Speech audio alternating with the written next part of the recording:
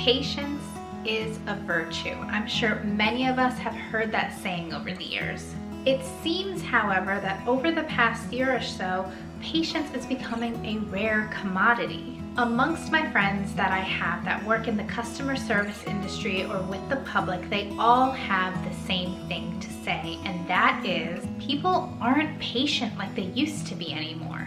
Why is patience so important, and how can we cultivate more patience? That is the topic of today's video.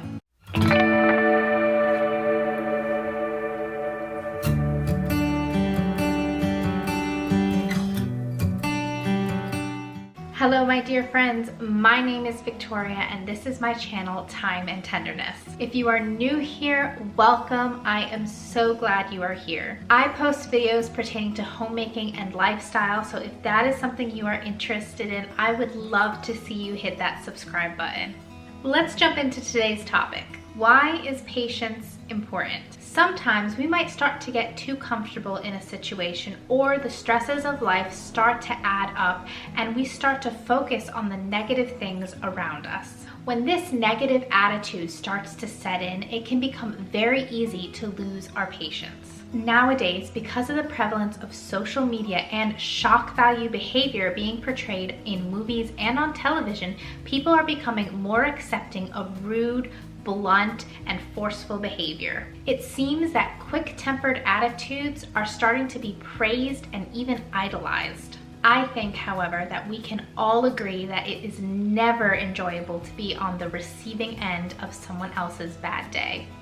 Yet it seems that nowadays, everyone seems to be in a perpetual bad day. I know personally I've been in situations where a complete stranger will be rude to me for absolutely no reason, and because they were rude to me, that sets me into a negative attitude that I dwell on for the rest of the day, and I risk being potentially rude to somebody else, setting up a negative domino effect. My friends I spoke about earlier, they all expressed to me that it seems like the stresses that the pandemic has brought on has caused people to set aside polite attitude.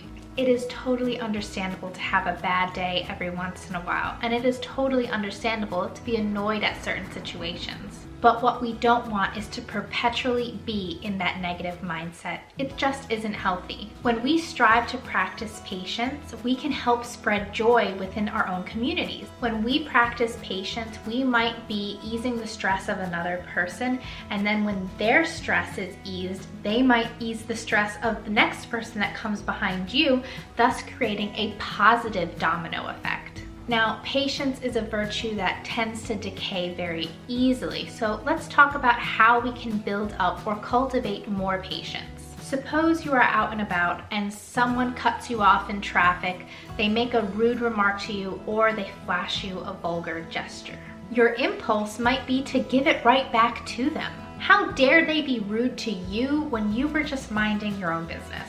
But one way we can show more patience is to just pause. Pause and try to decide if the situation is even worth responding to at all. If a total stranger cut you off or somebody said something rude to you at the grocery store, it might just be best to just let it slide. By letting it slide, we're not adding the fuel to the fire, as it were. However, what if this situation has to do with somebody you personally know or somebody you have to work with or be with for a lengthy period of time?